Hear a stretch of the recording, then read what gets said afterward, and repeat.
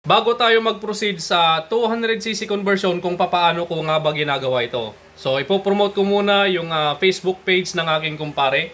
Lalagay ko dyan sa screen. Ayan si pare Jerel Jan de la Cruz.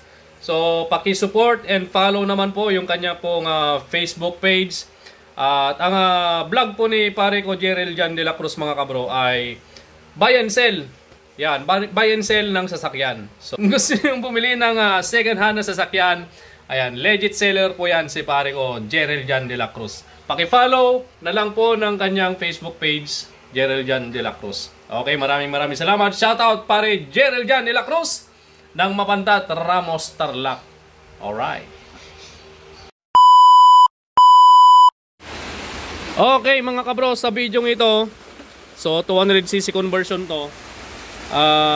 Wala pa tayong napanood or nakita sa Facebook or sa YouTube kung paano mag-convert ng ganito. Hindi ko lang alam kung meron na. So ngayon sa 200cc conversion sa TMX 155, sasabihin ko lang yung technique namin dito sa Cabro Mechanic Shop. Okay, sa 200cc conversion, ang gagamitin natin dito sa Sigunyal 200cc na Sigunyal CG200. So ngayon papaturno lang natin ito. Yung sa may salpakan ng magneto, ipapagaya natin yung stock ng 155, yung Sigunyal. Ayun. So ngayon, papaturno natin yan. First step yan mga kabro. Sa TMX 155 conversion sa 200cc, papaturno natin yan. Sa mga China motors naman, hindi na. Plug and play lang yung Sigunyal. Pati bearing, plug and play. So sa 155, palit na rin ng bearing ng pang 155, Sigunyal.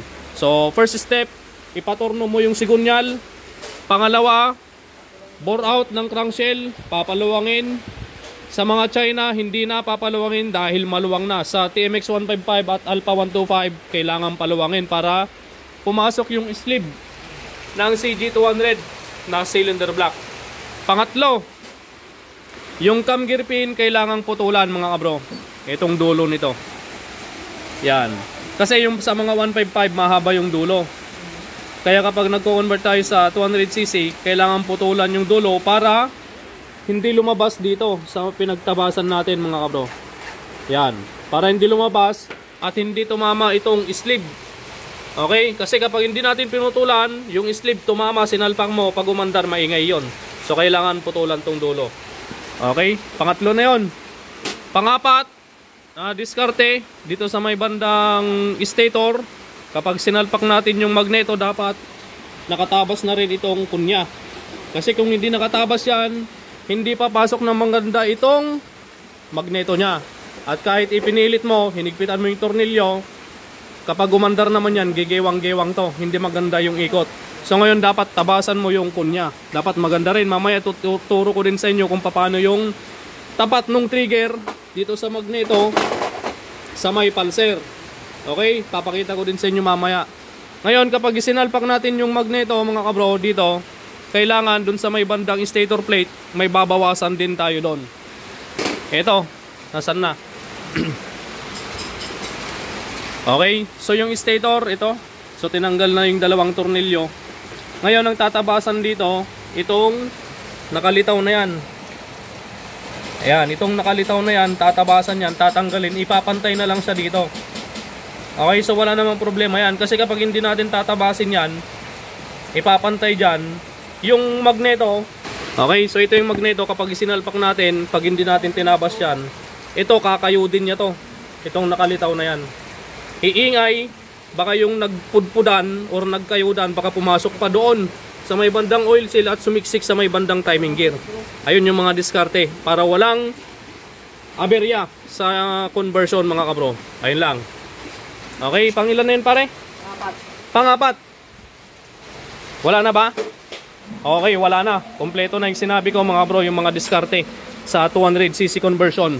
Tapos, ang gagamitin yung pyesa, siyempre, CG200 na Sigunyal, CG200 na block, 63.5 or 65.5. Cylinder head naman, ang ginagamit ko ngayon, itong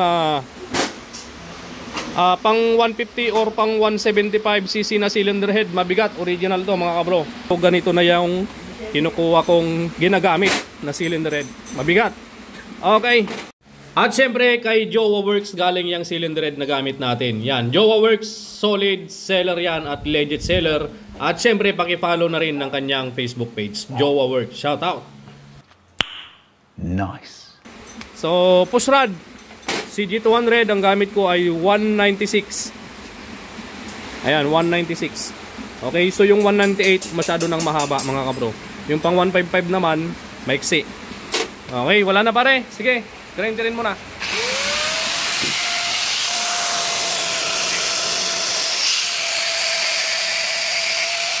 So ipakita ko na lang sa inyo mamaya mga kabro. Shoutout kayo kayo. From Mongkada. Si kabro Carmen. Ayan, Rider 150 naman yung motor niya. Pina-overhaul. Ayan, Rider 150. Brother Pearl ang kumakanak. Okay, at si Kongkong. Ayan yung motor niyo. Ayan, Rider 150 carb. At yung sniper, malapit nang matapos mga kabro. Ayan, palit black. Okay. Check natin mamaya yung stator plate mga kabro. Okay, sa mga mabababang lugar, galuwad kayo mga kabro. Okay, dabduman, nadilapan. Ingat kayo dyan mga kabro. Okay, ayan o. Wala pa rin tigil ang ulan. Maulan pa rin. Buti dito, wala pang baha. Yung mga ibang lugar, nabaha na. Si Boss Jason de la Cruz, nabaha na yata dun sa Sapang, Mongkada. Ayan.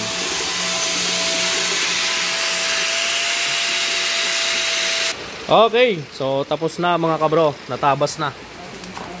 Yan, so pinantay lang mga kabro para hindi tumama yung sa may bandang magneto. So isa pa dito pala, sa may bandang sigunyal yung gagamitin na nating tornilyo dito. Kagaya nung mga Alpha 125, mga Rusi, ayan, pang China na yung tornilyo nito. Ayan, papasok na yung tornilyo, hindi kagaya nung isa, nakalabas yung sa stock, nakalabas yung thread. So ito, sa loob na yung thread. Sige pare, Manso? One eternity later. Ayan, so tapos na yung 200cc conversion natin sa motor ng Kel. Uy, pira. Ayan, test drive. Mga kabro, ingat kayo dyan. May konting meow-meow na yung panggilid niya. Oo. Mga kabro, ingat kayo dyan. Check natin yung kwan mga kabro. Check natin yung ikot ng magneto. Yan, check natin yung ikot ng magneto mga kabro, yun o. Walang gewang, maganda yung ikot. Yan o. Yun o. Yun o. Kasanting. Nice. Wala na, tumakbo na, ayun na. Okay, so check natin mamaya. Okay, readjust na lang yung motor ni Angel, 200cc conversion, at yung motor ni Kabro. Tiga rin kan bro? Rosales. Ayan, si Kabro from Carmen, Rosales. Tapos na yung Rider 150 niya. Yung Rider 150 na pina-overall niya. Mandar na. Ayan.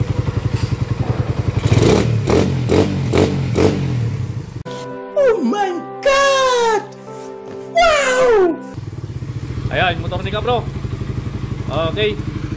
Hindi ako yung dumali doon mga kabro ha. Ang dumali doon si Brother Fern. Yan. Nasaan na si Brother Fern? Nagtago na. Okay, so hindi lang ako ang bumabanat dito ng rider mga kabro. Tinuturo ko rin sa mga kasama ko para share your knowledge. No, Uncle? Yan, Uncle. Kabro from Carmen. Okay na yung motor niya. Break in, bagong block, 66.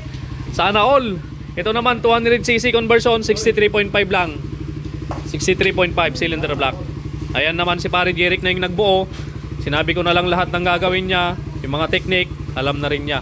Okay? Share your knowledge ba? Okay? Ayan si Kabro. Hindi madamot sa kalamanan ng guys. Yan, thank you. Ingat sa pag-uwi bro. Sticker at dan niya. Okay. Ayan. Shoutout kay brother Fernando Jr. Rumin. Alright. Labo. At ang magigiting nating mechanic helper, yan. Pagdating ng araw, galingan nyo. Kayo din yung makikinabang sa mga matututunan nyo. Kami, hindi namin mapapakinabangan, kayo mismong makikinabang. Ayos, Kongkong? Kongkong, okay ka lang dyan, Kongkong? Ayos? Okay daw, ayos daw kahit hindi. Okay, so uwi na si Uncle. So, tetestingin naman niyang paanda rin ngayon. Alanggal tumangkan.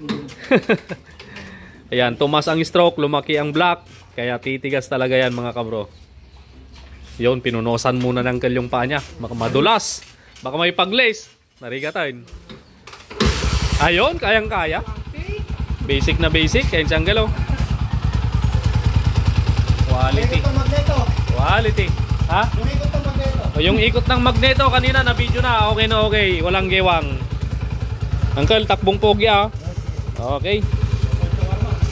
Takbong pogi. Kahit 1 week lang. No lumagitik to Uncle. No lumagitik isublim. Tune up tayo ulit.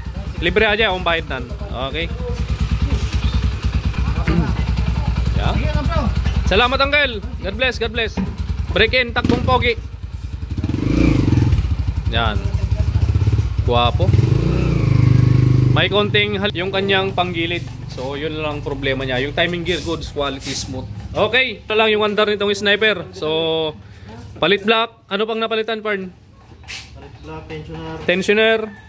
Damper. Okay. So dyan po nagtatapos yung ating tutorial kung paano mag-convert sa 200cc sa TMX 155, TMX Alpha 125 at sa mga China push rod. Okay, see you again next video. Maraming salamat. Sana may natutunan kayo sa mga baguhang mekaniko kung paano mag-convert ng 200cc.